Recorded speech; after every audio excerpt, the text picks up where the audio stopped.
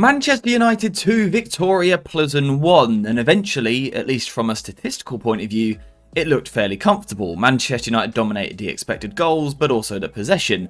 However, those of you that actually watched the game will know that that is not really a reflection of what we saw across this match. For me, it was really worrying for quite a long time until Ruben Amorim changed the game with his impactful substitutions. So today we're going to look at what went wrong for United and what eventually went right. But before we do that, if you guys could quickly subscribe to the channel, that would be amazing. I want to hit 45,000 subscribers by the end of the year, and we're pretty darn close now, so if you could help, that would be amazing. And then once you've done that, we'll get into the video. So today we're going to go through a little bit of everything. We're going to look at United in the first phase, in the middle phase, and also in the final third, because there were areas where we were good, but also areas where we were poor. Starting off in the first phase, there were situations where Manchester United looked okay, and the reason for that was because Viktoria Plzeň struggled to get a lot of pressure on the ball. Particularly with Manchester United building with the amount of players that they did in this first phase, we often outnumbered the opposition. There were moments where we simply had too many players in these deeper areas. We've got Onana plus the 4 here. If the opposition are only pressing with 3, we should have too many players for this situation, which means when you've got good quality on the ball, you can often find a spare man, you can find a spare player, and then you can move the ball forward, and you're going to have some success. Apart from when you make absolute howling errors on the ball like we do for the goal here. Now the daft thing about this is that tactically, we're actually in a good situation. We've got the spare player. This is a 4 versus 2 initially, but there are just mistakes, and they're bad mistakes. I think the first one perhaps comes from De Ligt. You can see what Manchester United want to do here. Onana needs to go into De Ligt, who needs to turn it around the corner for Mazraoui on the far side. Then we're free, we've got open space to move into. I think that's the blueprint, that is the plan here. However, for me, there isn't quite enough movement. You see the opposition forward presses really well. He curves his run and gets towards Onana and closes down the angle. I think in this moment, De Ligt just needs to shift to his right hand side just a little bit to move away from those 2 defenders. You can see the 2 defenders I'm talking about. He just needs to move the passing lane away from them, but he doesn't. He stays in the same position, and of course the big error is Onana. So I think De Ligt can do better with his movement, but of course from Onana it's absolutely horrendous, and we concede from this. Not exactly great. Now, apart from that error, for most of the game, United were okay in the first phase and able to move the ball forward, largely due to the lack of pressure. More of the pressure came in the middle phase, or in the second phase of the football pitch, where United, as always at the moment, were building possession in a 3-2 shape, as we can see here. What's interesting is how the opposition looked to approach us. There were moments where they were very much in a 2-3 shape like this with their pressure, trying to match us man for man. However, there were also situations, particularly as Ahmad dropped a little bit deeper, when they would be more of a 5-3-2 like this. And again, what this means is that there are situations where United can overload the ball in these areas. We can have simply more players than the opposition. And again, when in theory you've got quality footballers, it should be too much for the opposition. You should be able to move the ball forward through these areas. The problem was, again, just a real lack of quality on the ball from Manchester United. Technical empathy really lacking. Now, what am I talking about when I say technical empathy? Technical empathy is understanding how your teammate perhaps wants to receive the ball. So for example, if I'm Bruno Fernandes and I'm passing into Xerxes, what foot does he want it on? Does he want it in front of him, or does he want it behind him? These are the details that United were really struggling with in the middle of the pitch. There were a couple of great moments in the first half, where a few players showed excellent technical quality. Plzeň were pressing reasonably high at the time, and there were moments where we popped the ball about really nicely. But just always, that next pass, which sort of sets the momentum for the move, was really poor. Xerxes had a few where he does the hold up initially really well, and he just needs to roll this ball into the path of the midfielder, who can run onto it and then play the next pass. That's all you need to do. But in these moments, we just stick the ball behind the player. And that causes Bruno Fernandes to just check his run. He's got a jolt, he's got to get back, pick up the ball, and now suddenly the opposition can get back into position. This was the real problem for United. It was just really cagey in the middle of the pitch. There was a lack of technical quality. I think to an extent we should expect that when we see this 11. Bruno Fernandes is an amazing passer, but he's not a proper dictating midfielder, right? Casemiro, another player who can progress the ball really well, but isn't always clean and tidy with his passing details. The same for Marcus Rashford. And even Xerxes, so far at Manchester United, hasn't really been clean enough on the ball. The only one I would say who is really is Ahmad. So this was some of the problem for United. We simply, in these areas, couldn't really work the ball through the middle of the pitch.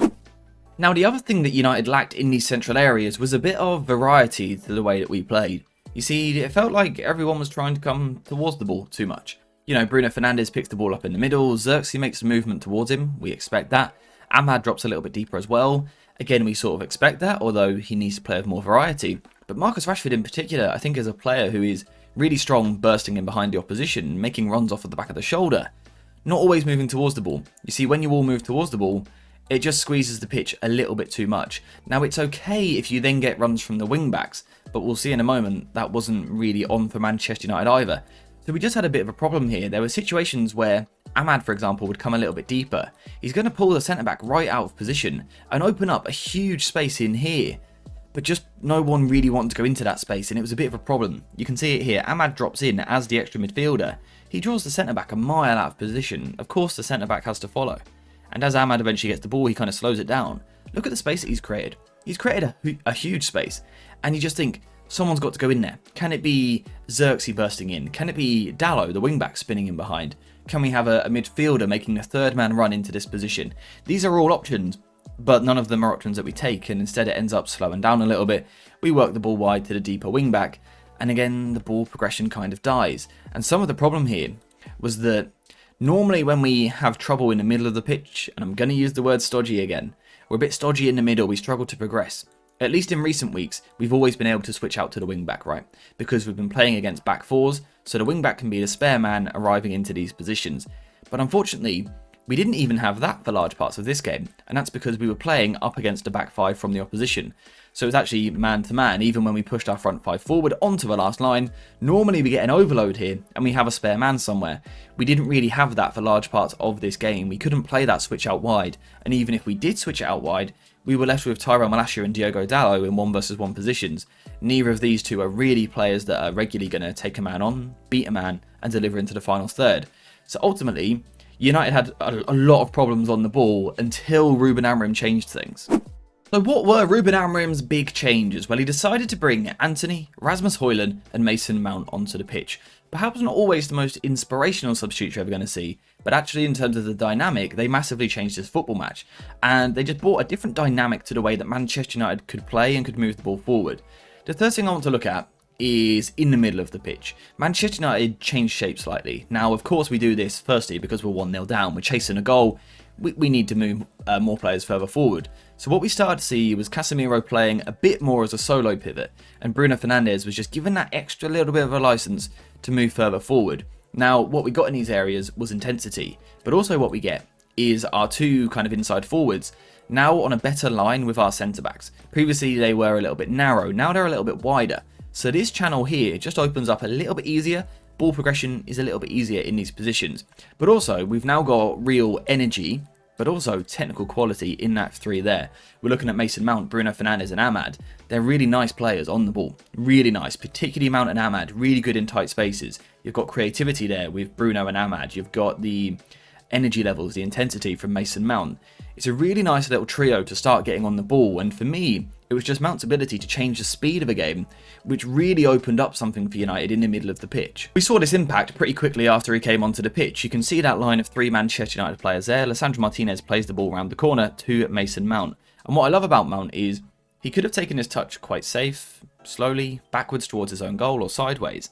He takes it backwards slightly, but the important thing is the speed at which he takes it. The ball comes into him slowly initially, and he sort of lets the ball roll onto him, but then the first touch at the last second he steps towards it. And what that does is it shifts the opposition player, and it allows him to change the speed of the game. Suddenly he bursts into the middle of the park. It's really good. It's just an intensity and energy which we weren't playing with previously. Eventually he works the ball back towards Casemiro, and Casemiro finds Amad, our spare midfielder, in this position. What Amad does is effectively comes towards the ball. Look what he's done. Exactly what he was doing earlier. He has drawn that centre-back out of position. That centre-back has been dragged out with Amad. We can again see that massive space that is going to open up. The difference now is that Mason Mount wants to go into that space. Mason Mount wants to make that run past Amad into those areas. And eventually the ball comes from Amad. Mason Mount gets himself into the penalty area, gets tackled. Could it have been a penalty? Probably not. It's good defending. But you can see the shift. You can see the shift in the middle of the pitch. There was also a shift in the dynamic out wide as well, not just in the middle of the pitch, and you will notice that Diogo Dalot and Mason Mount playing on the left-hand side, and eventually Garnacho, but all right-footed players. On the right-hand side of the pitch, we had Anthony and Amad, left-footed players.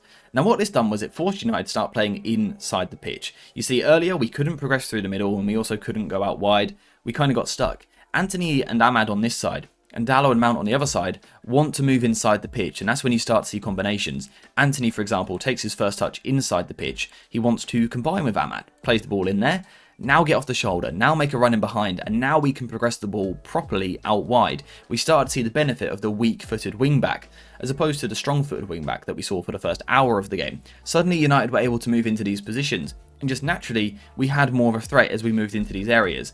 If you then take off Diogo Dalot and get Garnacho on, it's a much more attacking team. Garnacho and Anthony at wing-back compared to Dalot and Malacia is much more aggressive, much more front-footed, much more positive, trying to get forward into the final third, and I think this is something that Amorim will need to do more moving forward. Try and get wingers into these positions, particularly in these games, where you need that little bit of 1 versus 1 quality out wide, and eventually it started to show for United. It took a bit of time, but we started to see it. Anthony picks the ball up on the right-hand side in a situation like this, and we know that Anthony's first touch naturally wants to take him inside because, well, to be honest, it's how he always plays. And Amad wants to make that run into the space, underlapping. The difference now is we've got a winger in this position, someone a bit more comfortable taking his time up against a wing-back. He's not rushing it, he's used to being in these positions. And eventually he moves the ball inside and plays that underlapping run. And he can only play this pass because he is left-footed. This dynamic change, to be honest, Viktoria Plzeň never really adapted to it. They never really switched onto this. And suddenly Amad can get into these positions. It's then brilliant individual play. The nutmeg is beautiful. Gets the shot off, deflects, and eventually falls for Rasmus Højlund. And great strikers score tap-ins. I've said that a lot recently. Great strikers score these goals. Open goals. This is what great strikers do. Not worldies from the edge of the box. This. It's good from Rasmus Højlund. But just generally, the effect of having someone like Anthony on the pitch, it just changed the dynamic. Again, left-footed, you can see it here, pushing the ball with the outside of his left foot. He wants to come back inside the pitch, and it opens up the passes for him, rather than funneling out wide. It opens up the passes a little bit more, and eventually you can see combinations. He moves the ball inside to Amad, then makes the run off the ball, gets himself into the penalty area.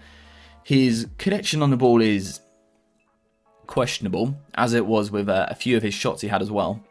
Wasn't too keen on those, but just his dynamic, his profile being on the pitch changed things for United. We could move the ball wide and then back inside and come into these positions, and suddenly our striker Rasmus Højlund is getting touches in the penalty area, in and around the 6-yard box, which we want to see. Of course, Højlund himself deserves a lot of credit for the 2 goals as well, but I think really it's Ruben Amorim recognising that after an hour it wasn't working.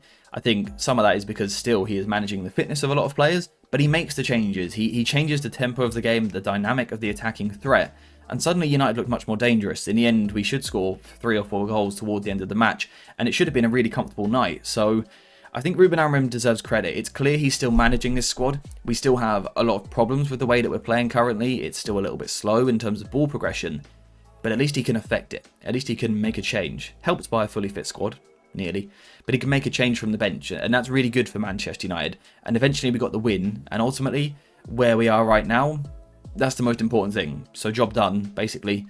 On to the next one, and it's the same for me today. We are finished there. So thank you guys very much for watching. Hope you have enjoyed the video, and as always, I'll see you in the next one.